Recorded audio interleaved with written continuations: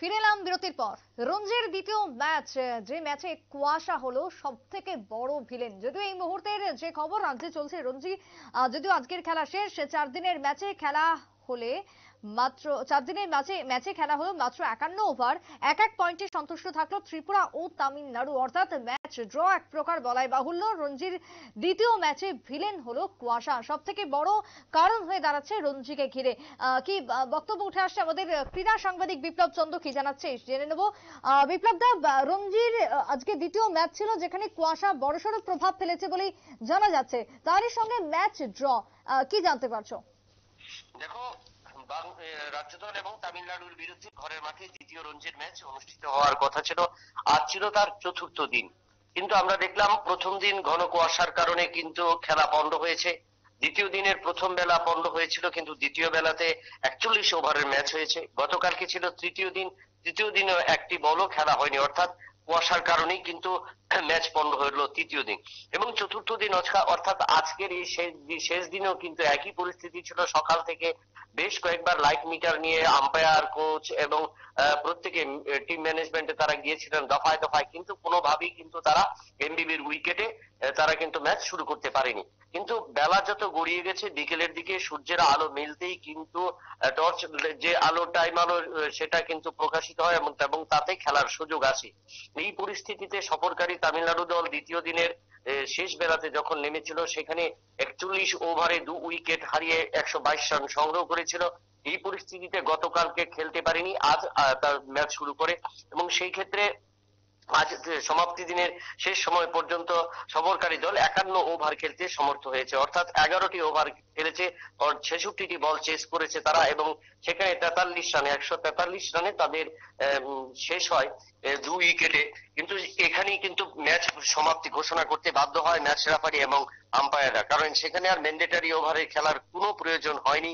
কারণ যেহেতু নির্ধারিত 360 ওভারে খেলা, 4 ইনিংস, দলের দুটো করে ইনিংস, অর্থাৎ 4টি ইনিংস, প্রতি ইনিংসে 90টি করে ওভার হলে 360 বল আর 360 ওভার হয়ে থাকে।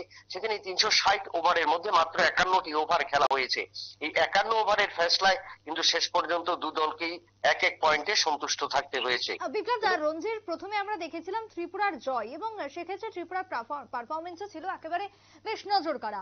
সেই জায়গায় দাঁড়িয়ে দ্বিতীয় ম্যাচে তামিলনাড়ুর বিরুদ্ধে ত্রিপুরা কি কোনোভাবে চাপে ছিল?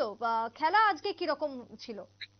দেখো, আমরা কারণ প্রথম দিন আমরা যেটা নিউজ ভ্যানগার্ড দেখিয়েছিল, যে ম্যাচ শুরু হবার আগের দিন উইকেটে যে পরিমাণ টাফ ছিল, উইকেটে যে পরিমাণ ঘাস ছিল, ময়েশ্চারাইজিং ছিল এবং সুইং করার প্রবণতা ছিল, সেখানে কিন্তু ম্যাচ রেফারি এবং যে পিচ কুরেটর ছিলেন তাদের সাথে কথা বলার সময় আমরা জেনেছিলাম যে যারা প্রথম উইকেটে ব্যাট করবে তারা কিন্তু ব্যাটিং সুবিধা ততটা পাবে না, বোলিং যারা করবে তারা সুবিধা পাবে।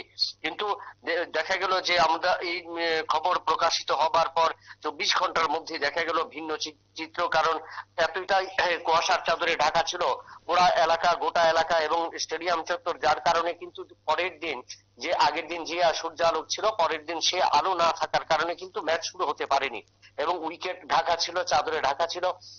এবং দ্বিতীয় বেলাতে যখন উইকেট থেকে চাদর উঠানো হলো এবং তারপর রোলিং করা হলো, সে উইকেট দেখেই কিন্তু তামিলনাড়ু টসে জয়লাভ করে এবং সেখানে তামিলনাড়ু প্রথমে ব্যাট করার সিদ্ধান্ত নেয়। যদিও সেই ক্ষেত্রে দ্রুত 22 রানে তামিলনাড়ুর 2 উইকেটকে প্যাভিলিয়নে ফিরিয়ে দেয় রাজ্য দলের 2 পেস বোলার মণিশঙ্কর মুরা সিং এবং রানা দত্ত। এই পরিস্থিতিতে তৃতীয় উইকেটে বাবা ইন্দ্রজিৎ এবং বিজয় ভরদ্বাজ সেখানে খেলা শুরু করে, এবং তাতেও কিন্তু সেদিন তারা দ্বিতীয় বেলাতে 22 ওভারে 121 রান করেছিল। এই পরিস্থিতি করার পর তৃতীয় দিন গতকালকে একটা প্রত্যাশা ছিল যে তামিলনাড়ু একটা বড় ইনিংস গড়বে, কিন্তু সেখানেও কিন্তু কোনো সুযোগ হয়নি, একটি বলও কিন্তু এমবিবির উইকেটে পড়েনি।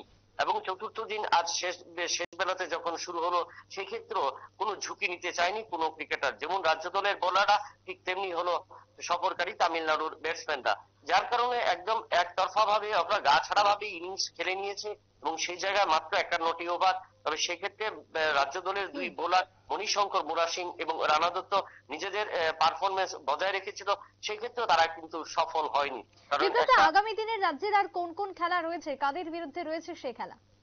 দেখো এই টোটাল 7টি ম্যাচ খেলবে রঞ্জিত, মোট 7টি ম্যাচের মধ্যে দুটো ম্যাচ গেল। আগামী 19 থেকে 22 জানুয়ারি মোহালিতে পাঞ্জাবের বিরুদ্ধে রাজ্য দল তাদের তৃতীয় ম্যাচ খেলবে এবং ওই ম্যাচটা কিন্তু রাজ্য দলের কাছে অতি গুরুত্বপূর্ণ। যেহেতু আজ অমীমাংসিত হয়েছে দু দলের লড়াই, সেখানে ত্রিপুরা দল 1 পয়েন্ট এবং তামিলনাড়ু 1 পয়েন্ট পেয়েছে, তবে রাজ্য দলের ঝুলিতে রয়েছে 7 পয়েন্ট। এই পরিস্থিতিতে মহলাইতে যদি পাঞ্জাবের বিরুদ্ধে রাজ্য দল একটা বড় জয় তুলতে পারে, প্রথম ম্যাচে গোয়ার বিরুদ্ধে যেভাবে অসাধারণ পারফরমেন্স করেছিল, এই ধারাবাহিকতা যদি বজায় রাখতে পারে তাহলে কিন্তু রাজ্য দলের পক্ষে একটা সুখকর হবে। অর্থাৎ আগামী দিনে, অর্থাৎ এই মরশুমে টোটাল 4টি ম্যাচ খেলবে ঘরের মাটিতে।